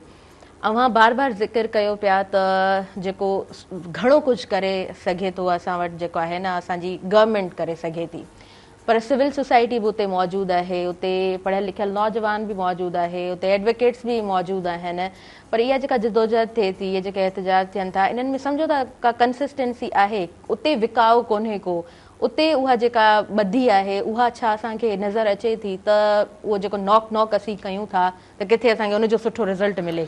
मां तव्हांखे मज़े जी ॻाल्हि ॿुधायां, रेज़िस्टेंस यकीनन हींअर मौजूदा हालातनि में सोसाइटी वधियो आहे, इहो तइ थो। मां तव्हांखे बबल ॾेई मिसाल थो ॾियां। जी, बबल ॾे वाक़ियो जेको थियो, छा थियो, आमिर वड़ाइच कोई जादूगर थोरी हो। आमिर वड़ाइच केबीए जो प्रेसिडेंट हो। हुन हिकिड़ी हिमत ऐं जुरत कई, जुरत करे ऐलान कयो त बाबा तव्हां जेके आहिनि इहे कैनाल्स ठाहिणु बंदि कयो, सिंध में पाणी जी शॉर्टेज आहे, कराची में पाणी पुॼे नथो, न कंदो त असां वञी बबल ॾे ते धरणो ॾींदासीं। हुन हिकिड़ो ऐलान कयो न। हुन ऐलान खां पोइ जॾहिं वकील उते पहुता त वकील कराची ऐं हैदराबाद जा 70, 80, 90 या 100 जे लॻभॻि वकील हूंदा, ईअं त रखूं, पर हू माण्हू पोइ 11 या 12 ॾींहंनि में तहरीक हली रियासत तव्हांजा गोॾा खोड़ ते मजबूर थी वई। हुनमें तव्हांजी सिविल सोसाइटी बि हुई, तव्हांजो शागिर्द बि हो, तव्हांजो वकील बि हो, समूरी सोसाइटी जॾहिं इन्वॉल्व थिए थी हिकिड़े मामले ते त यकीनन शयूं रुकनि थियूं। ऐं जेका हीअं मां सम्झां थो, मां तव्हांखे बार बार चयो त सोसाइटी खे इन्वॉल्व थियणो पवंदो। जी बबल में थियो, जी कल्ह हीउ जेको मामिलो थियो आहे, केॾो वॾो प्रेशर बिल्डअप थियो आहे पंहिंजो हैदराबाद में। मां नथो सम्झां त हैदराबाद जी तारीख़ में सिंध पब्लिक सर्विस कमीशन जे दफ़्तर जे आॾो एॾो वॾो को एहतजाज थियो हुजे, एतिरी वॾी हुजे ऐं पुरअमन एहतजाज। हिकिड़ो पथर बि हुन बिल्डिंग ते नौजवाननि न हयो, हिकिड़ो ग़लति नारो हुते न लॻो, कंहिंखां का बदतमीज़ी कोन थी, त यकीनन समाज में सुधार जे लाइ नौजवान पंहिंजा पंहिंजा क्राइटेरिया तय कनि पिया। पर अञा वधीक लॉन्ग टर्म हिकिड़ी जदोजहद जी ज़रूरत आहे जेका कंटिन्यू थींदी त समाज बहितर थी वेंदो। सही सही, बिल्कुलु ठीकु। अच्छा, असां नौजवान जो ई ज़िक्र कयूं पिया ऐं अव्हां त अॼु फोकस्ड आहियो त असीं इन्हनि शयुनि ते ई ॻाल्हाईंदासीं। उहो नौजवान सम्झो था पंहिंजी मतिलबु ज़ाती ज़िंदगी खां हटी करे जॾहिं हू प्रोफेशनली पंहिंजी ज़िंदगी खे ॾिसे थो त उते उहा कंसिस्टेंसी रखे थो या उनजा गोल्स थोरे टाइम खां पोइ जेको आहे चेंज थियणु शुरू था थी वञनि। ॾिसो, वरी थो चवां त तव्हां जॾहिं हुन माण्हू खे कन्वर्ट कयो था, ॿ तरीक़ा आहिनि। हिकिड़ो माण्हू जॾहिं रेज़िस्टेंस करे जॉब ते अचे थो, महिनत करे के इदारे पुॼे थो, हुते तव्हां सिस्टम कहिड़ो था रखो, हुन सिस्टम में तव्हां सोसाइटी खे का शइ प्रोवाइड करणु चाहियो था त तव्हां समाज जी खल लाइणु चाहियो था, इहो फ़ैसिलो स्टेट खे करिणो हूंदो आहे। अॼुकल्ह तव्हां वटि छा आहे, अॼुकल्ह तव्हां वटि किथे बि ही जेके नया नया जेके SSPs आया आहिनि, DSPs आया आहिनि, तव्हां ACs जेके अॼुकल्ह असिस्टेंट कमिश्नर नौजवान छोकिरियूं ॾिठियूं हूंदियूं, ही जेके आयूं आहिनि, छा इहे लाज़मी पढ़ी लिखी पंहिंजी हुते जेका अज़ीज़ टालपुर साहिब जी न्याणी आहे, सुहाई टालपुर, यंग SSP आहे, पंहिंजी महिनत खां आई आहे, पर जिथे उहो सम्झे थी मां नथी हली सघां, हुन रोल बैक कयो आहे त भई हिते नथा हली सघूं। ऐं घणा माण्हू बाज़मीर बि आहिनि, ईअं न आहे, उहे पंहिंजी जे ॻाल्हि ते ॼमी बीहनि था ऐं उहो साबित करे बीठा आहिनि उहे नौजवान। उहे अॻियां हली मुस्तक़बिल सेक्रेटरीज़ थियनि था। को तव्हांजे अॻियां सिंध में हिकिड़ी मिसाल आहे, डॉक्टर आमना बलोच, डॉक्टर देवेश ख़ान बलोच जी न्याणी आहे, उहो महिनत करे करे करे शेख अयाज़, डॉक्टर नईब बशीर दौर ॾिसी अॼु तव्हांजी फॉरेन मिनिस्ट्री में फॉरेन सेक्रेटरी आहे ऐं हुन जेको रोल पई प्ले करे उहो तव्हांजे अॻियां आहे। सही सही। त तव्हां जेको इन तरह जा माण्हू ऐं पोइ जेको आहे न उहे इदारे जी शक्ल इख़्तियार कंदा आहिनि ऐं पोइ नौजवान जेको आहे उतां खां इंस्पायर थींदा आहिनि। पोइ मज़बूती ॾाढी ज़रूरी हूंदी आहे, उहा किरदार जी मज़बूती हुजे ऐं तव्हां कंहिं बि क़िस्म जी करप्शन खां पंहिंजो पाण खे बचाईंदा अचो ऐं हर तरह सां तव्हां जेको आहे रेज़िस्ट कंदा अचो। अच्छा, पाण कंटिन्यू कयूं था, वक़्तु थी वियो आहे न्यूज़ ब्रेक जो। नाज़रीन, पहिरियां असां न्यूज़ ब्रेक जी तरफ़ अॻियां वधूं था, न्यूज़ ॿुधूं था, उन खां पोइ कंटिन्यू कयूं था तव्हांजो पंहिंजो प्रोग्राम सुबुह मेहराण।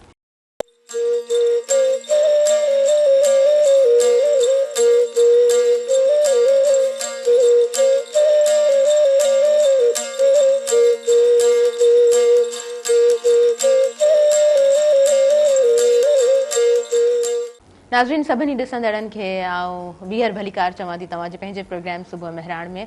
ऐं सुबुह मेहराण जो ही मंच अव्हांजो पंहिंजो मंच आहे। हमेशह चाहींदा आहियूं त जेके बि असां वटि असांजा आयल मुअज़्ज़िज़ महिमान मौजूदु हुजनि त जेको असीं डिस्कस कयूं उहो घटि में घटि काराइतो ज़रूरु हुजे ऐं हिकु नौजवान बि जेकॾहिं उन मां फ़ाइदो हासिलु करे थो, छो त ॻाल्हियूं त घणियूं सारियूं थींदियूं आहिनि ऐं स्क्रीन्स असां वटि हिन वक़्तु खोड़ सारियूं मौजूदु आहिनि, मोबाइल फ़ोन असां वटि मौजूदु आहे ऐं असां वटि घणियूं शयूं आहिनि माना उते तव्हांखे जेकॾहिं हिकु ॻाल्हि का क्लिक करे थी ऐं तव्हां उनखे ज़ाती ज़िंदगी में बि अपनायो था त जेकॾहिं हितां खां उहा पॉज़िटिविटी अव्हां ताईं पहुचे थी त इहा असांजी कामयाबी ज़रूरु आहे। नाज़रीन अॻियां वधूं था ऐं प्रोग्राम में एडवोकेट अब्दुल वहाब मुंशी साहब मौजूदु आहिनि, हाईकोर्ट जा एडवोकेट आहिनि, कॉलमनिगार आहिनि, सो उन्हनि सां ॾाढी ज़बरदस्त कचहरी हले पई।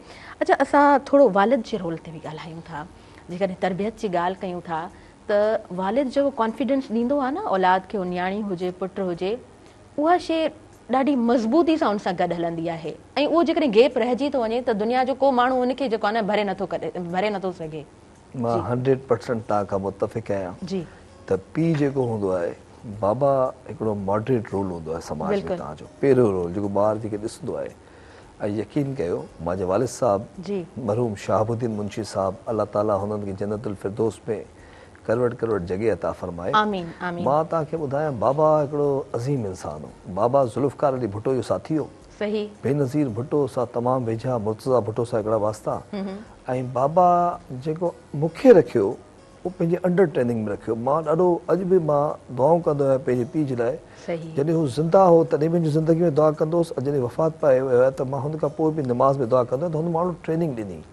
ऐं अम्मी मुंहिंजी गुरबत जे दौर में ग़रीब हुआसीं, कोई एॾा वॾा पैसे त हा मुंशी फैमिली यकीन की वॾी फैमिली हुई, पर हुन वसाइल घटि हुआ। त बाबा जॾहिं असांखे ज़िंदगी में टिनिनि भाइरनि खे हिकिड़ी शइ सेखारी त सचाई, ईमानदारी, हक़ जे रस्ते ते रहिजो। ॿियो मूंखे चवंदो दुनिया, असां उर्दू में बि ॻाल्हाईंदा हुआसीं घर में, छोकी जॾहिं शहरी ज़िंदगी में हूंदा हुआसीं त प्रोनाउंसिएशन एक्टिवेशन लाइ बाबा मूंसां घणो उर्दू में अंग्रेज़ी में ॻाल्हाईंदो हो। त मूंखे हिकिड़ी ॻाल्हि चवंदो हो त बाबा जॾहिं बि ज़िंदगी में को फ़ैसिलो करी त हिकिड़ी शइ पंहिंजे ज़हन में रखजां त अलाह जी ज़ात ॾिसे पई। जॾहिं रब जी ज़ात ते तव्हां फ़ैसिलो था कयो, पोइ बाबा मूंखे किताबूं पढ़णु सेखारियो, मूंखे कॉलम लिखण जो तरीक़ो सेखारियईं। बाबा जी ज़िंदगी में मां तमामु वॾे सिंध जी अदीबनि सां, मूं शेख अयाज़ खे ॾिठो, मां साईं GM सैद खे ॾिठो। हा 6 सालनि जो हिकिड़ो ॿारु हुजे ऐं बसंत हाल में साईं GM सैद ईंदो हुजे, पीउ जे आंगर झले हुते वञे, उहो अलॻि ॻाल्हि आहे त हुते को फायर वायर थियो त हुते भॼडुक मची वई। अब्दुल वाहिद आरिसर असां वटि हिकु नंढी गाॾी में ईंदो, पोटोहार गाॾी हूंदी, ऐं हुते शमशेर हैदरी जहिड़ो माण्हू वेठो हुजे, रसूलोश पलीजो, रसूलोश पलीअ साहब खे जीजी ज़रीना, इहे सभु मां पंहिंजे घर में ॾिठा। मां तव्हांखे सची थो ॿुधायां, मां त थर जी सहरा जी मिटी मां हैरान आहियां त जुमन दर बदर, ताजल बेवस, हलीम बाग़ी जो लश्कर पैदा थियो ऐं मीर हसन आरिसर, इहे सभु असांजे घर ते हूंदा। ऐं हैदराबाद जो ज़िक्र कयो था साईं मोहम्मद इब्राहिम जोयो। इब्राहिम जोयो साहब तारीख़ साज़ शख़्सियत हुई। उहो जॾहिं बि हीराबाद खां ईंदो, जोयो साहब जी मां तव्हांखे ॿुधायां पंधु, अक्सर पंधु गाॾी बीठी हूंदी ऐं उहो पंधु मैडम शमशेर वटि ईंदो, कचहरी कंदो। मां जोयो साहब खे ॾिठो ऐं जोयो साहब जा आख़िरी ॾींहुं जेके हुआ क़ाबिल माण्हू, सिंधी अदब खे इब्राहिम जोयो जी हिकिड़ी वॾी ज़रूरत आहे, रसूलोश पली जी ज़रूरत आहे, जिन नौजवाननि खे सेखा ॾिनी, तरबियत ॾिनी ऐं सेखारियो। अॼु बदकिस्मती उहा लेवल न आहे, मञा थो, पर इब्राहिम जोयो, रसूलोश पली जो इंटेलेक्चुअल बेस टाइप ते माण्हू पैदा न पिया थियनि। तव्हां ॾिसो न सिंध में महताब अकबर राशदी आहे, केॾो ज़बरदस्त ॻाल्हाए थी। जॾहिं महताब नौजवान हुई, IR में जॾहिं मैडम हुते पढ़ाईंदी हुई त हू नौजवाननि लाइ हिकिड़ी एस्पायरेशन हुई, ऐं नौजवान मुतासिर थी हुन सिखंदा। अॼु तव्हांखे रोल मॉडरेशन जी तव्हांखे डॉक्टर शफ़क़त शाह जामोट, तमामु क़ाबिल पढ़ियल लिखियल माण्हू, उहे शयूं जॾहिं उस्ताद उहे अचनि था त शागिर्द बि हिकिड़ा बहितरा पैदा थियनि था। ऐं ॿियो मां, तव्हां पीउ जी ॻाल्हि कई, मुंहिंजी माउ ते मूंखे फ़ख़्रु आहे। ऐं असां ग़रीब हूंदा हुआसीं, मूंखे जॾहिं सिंध जे गवर्नर जो इंटरव्यू करणो हूंदो, चीफ मिनिस्टर सां मिलणो हूंदो, त अम्मा पाण जोड़ो धोई, मुंहिंजी वालदा कलफ लॻाए हुनखे इस्त्री करे ऐं काटन जो सूट तयारु कंदी त मुंहिंजो पुटु जॾहिं वञे ऐं कंहिंजो इंटरव्यू करे कंहिंसां मिले त हू हिकिड़ी शख़्सियत हुजे। त माउ ऐं पीउ खां औलाद सिखे थी।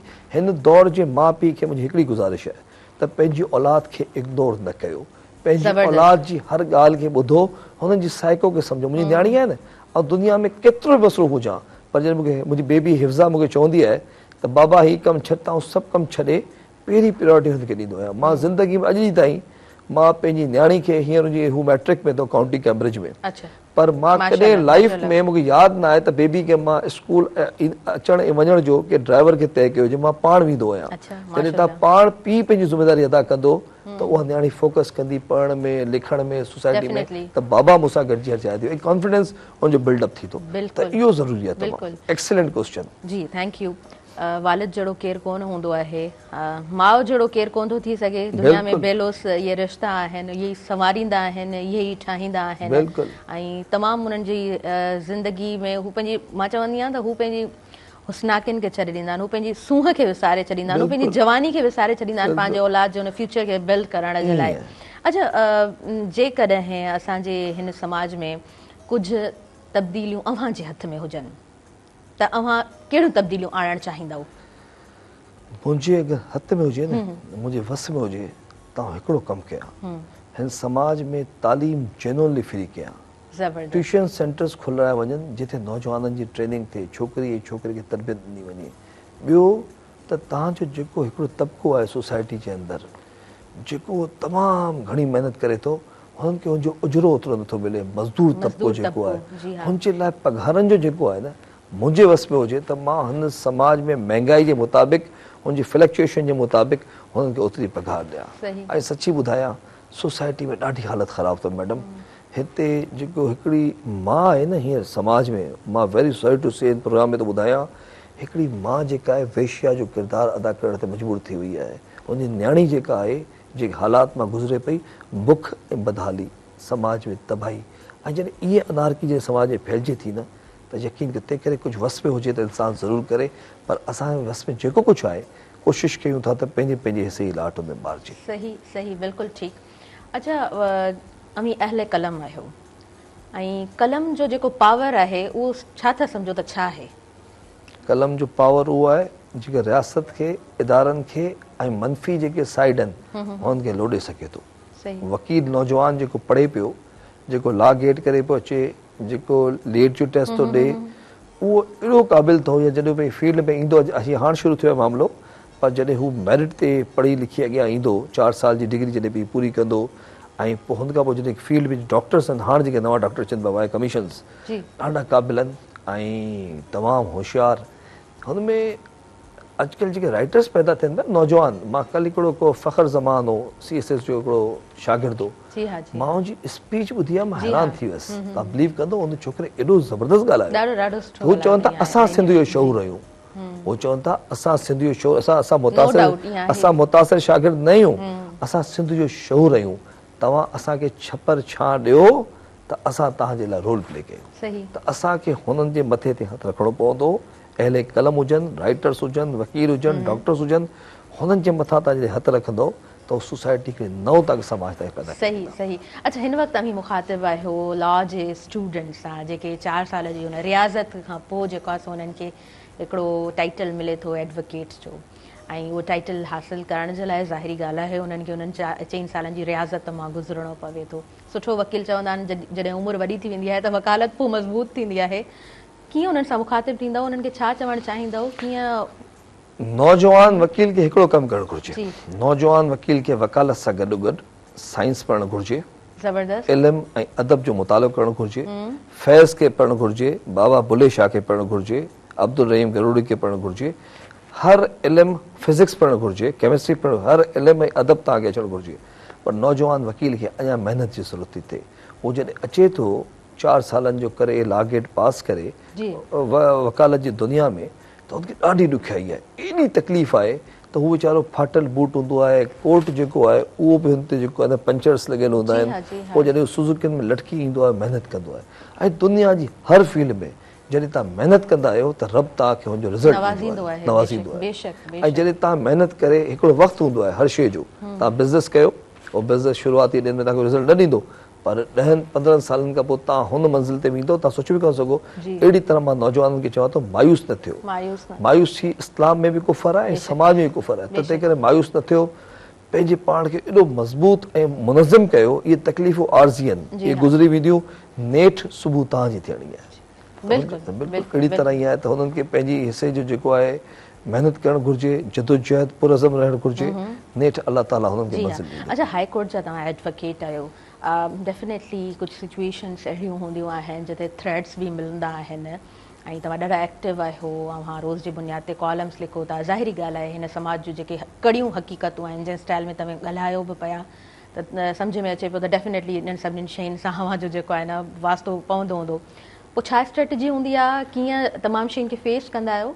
मां हिकिड़ी शइ चवंदो आहियां, तव्हांजो जॾहिं हिकिड़ो ईमान पको हुजणु जी घुरिजे हाँ, जी हाँ। त मुंहिंजी ज़िंदगी ऐं मुंहिंजी मौत मुंहिंजे मौला जे हथ में आहे। बेशक, मां अगरि समाज में हक़ ऐं सची ॻाल्हि कंदुसि त मुंहिंजो अलाह मुंहिंजो साथ ॾींदो।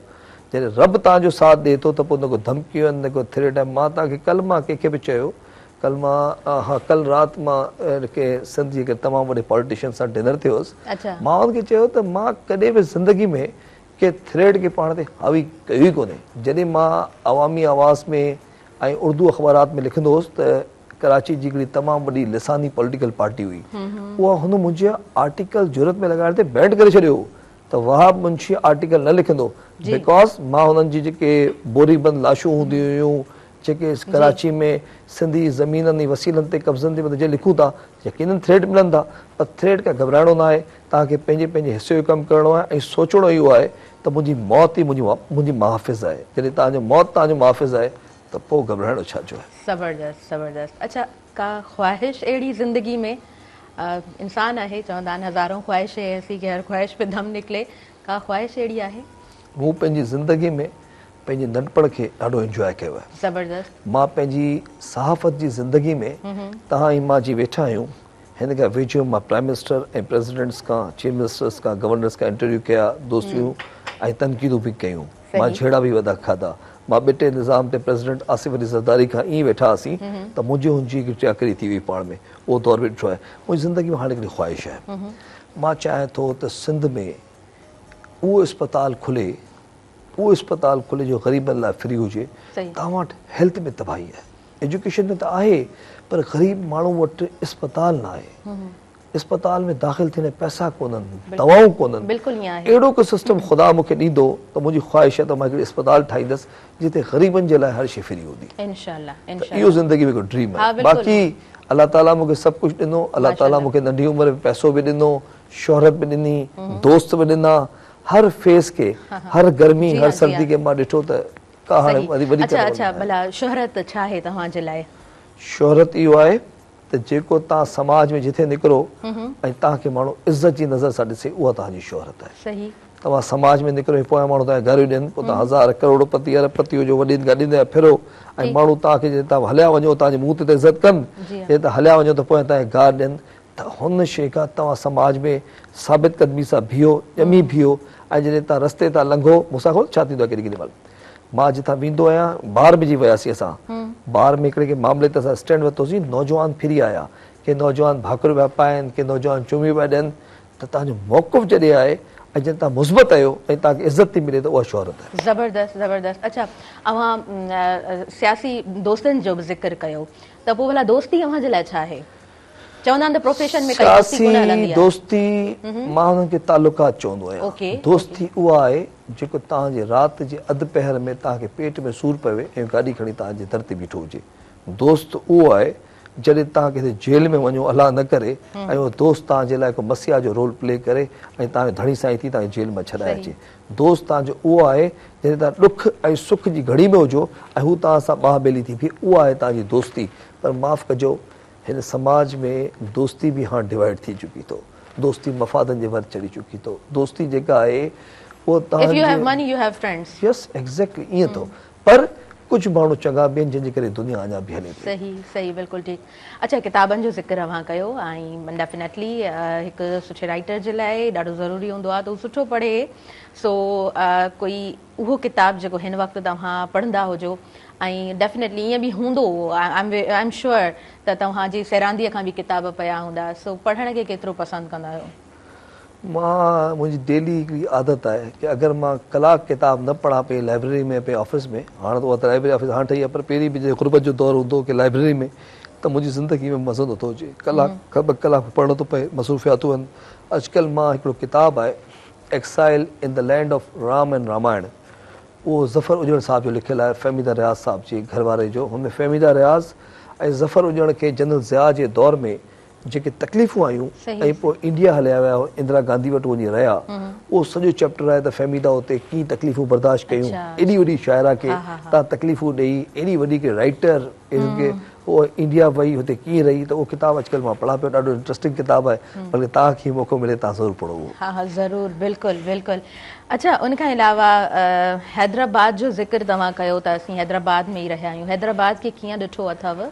हैदराबाद मूंखां जॾहिं मां वेंदो आहियां कराची इस्लामाबाद, त हुते सफ़ीर मूंखां पुछंदा आहिनि हाउ इज़ हैदराबाद, त आउं चवंदो मच बेटर देन कराची। चवंदा आहिनि कीअं? चवंदो आहे त मां चवंदो हैदराबाद जहिड़ो शहर सॼे सिंध में न आहे।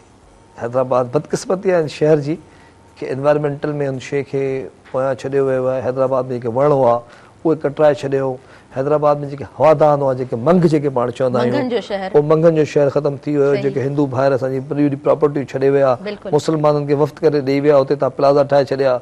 हीराबाद तव्हांजो उहो हीराबाद न रहियो, पर हैदराबाद शहर जी मोहबत ऐं हैदराबाद शहर जी हवा मूंखे पाकिस्तान जे कंहिं शहर में नथी मिले। ज़बरदस्त ज़बरदस्त, तमामु सुठो तमामु ख़ूबसूरत। अच्छा, ज़िंदगी खे कीअं ॾिठो अथव? ज़िंदगी इंसान खे घणो कुझु सेखारींदी आहे। U have good experience as well as U have good exposure, त छा सम्झो था ज़िंदगी छा सेखारियो आहे? मां ज़िंदगी में पंहिंजे माइटनि जो वॾो पुटु आहियां, घर जो वॾो आहियां। बाबा खां पोइ मूं ते हेड ऑफ द फैमिली जी ज़िमेदारी आई। ज़िंदगी मुश्किलात खां हासिलात जो नालो आहे, त मुश्किलात में जॾहिं तव्हां अचो था पोइ तव्हांखे अचीवमेंट शुरू था थिए। उहा मुश्किलात तव्हांखे मज़बूत थी करे।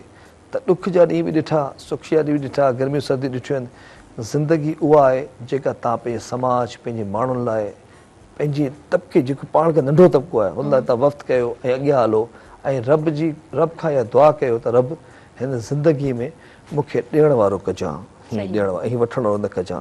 जॾहिं तव्हां ॾियो था ज़िंदगी में त तव्हां सभु कुझु अचीव था करियो। सही सही। अच्छा, अॼु जो नौजवान, अॼु जो बल्कि हर इंसान जेको आहे लग्ज़रीज़ जे पोयां ॾाढो भॼे थो ऐं हू चाहे थो त ज़िंदगी जूं आसाइशूं मूं वटि हुजनि। पोइ हाणे तरीक़ेकार छा आहे उहो हर कंहिंजो पंहिंजो डिसाइडेड थियलु हूंदो आहे। अव्हां जे लाइ ज़िंदगी जूं लग्ज़रीज़ छा आहिनि? मां ज़िंदगी लग्ज़री इहा चवंदो आहियां त मुंहिंजी ज़िंदगी सुकून में हुजे, घर में हुजां त पीसफुल माहौल हुजे, सुकूनदार दोस्त हुजनि। मूंखे पैसे जी करे तमन्ना रही कोन, चाहे गुरबत जो दौर हो, चाहे हाणे दौर हो। शुक्र अल्हम्दुलिल्लाह, पैसे जी तमन्ना न आहे, गाॾी का ज़रूरत न आहे त लग्जरीज़ गाॾी हुजे, पर हाणे गाॾी हर भरो माण्हू खणी पूरे मुल्क में घुमंदो वठे या उहा शयूं न हुजनि। लग्जरियस लाइफ आहे ज़रूरु, पर ज़िंदगी तव्हांजी उहा आहे जेका तव्हां बैलेंस ऐं मुस्तक़िल मिज़ाजी सां तव्हां गुज़ारियो, जंहिंमें तव्हांखे सुभाणे को ॾुखियो वक़्तु बि अचे तव्हां इहो न चओ त हाणे मां जेको आहे बिल्कुलु टुटी पियो आहियां, हाणे वठी ईंदा आहे। त बैलेंस लाइफ जेका आहे उहा तव्हांजी ज़िंदगी आहे। सही, ज़बरदस्त। मुंहिंजी नज़र में त मां ज़िंदगी हिनखे थो चवां। ज़बरदस्त ज़बरदस्त, तमामु सुठो। अच्छा, वक़्तु मूं वटि त काफ़ी सारा सवाल आहिनि, पर वक़्त जूं घड़ियूं मूंखे वधीक इजाज़त नथियूं ॾियनि। आख़िर में तव्हां इहो ज़िक्र कयो त मां ॿी इंटरव्यूज़ जेका आहिनि घणा कंडक्ट करे चुको आहियां। सो ऐं पंहिंजे लाइ बि तव्हां खां कॉमेंट्स वठंदमि, सुबुह में रहण जे लाइ तव्हां खां कॉमेंट्स वठंदमि, अची करे कीअं लॻो? You are graceful lady, number one. ऐं तव्हांजो अंदाज़ जेको बयानु करण जो मूंखे ॾाढो मज़ो आयो। ऐं मूंखे इहो मज़ो आयो त मेहराण टीवी जेके जहिड़ी तरह इशूज़ खे बिल्डअप करे पियो, तव्हांखे जस ऐं शाबाश आहे। तव्हां वेही हिन मॉर्निंग शो में जिथे तव्हां एंटरटेनमेंट ॾियो पिया, उते तव्हां सिंधी नौजवाननि जे हक़नि जी जंग बि विड़ो पिया। तव्हां समाज ते फोकस था कयो ऐं समाज ते गहरी नज़र रखो था। मां तव्हांखे हिते जस थो ॾियां। Thank you so much for your valuable time. तव्हां आया, तव्हां पंहिंजे क़ीमती वक़्त मां असांखे वक़्तु ॾिनो।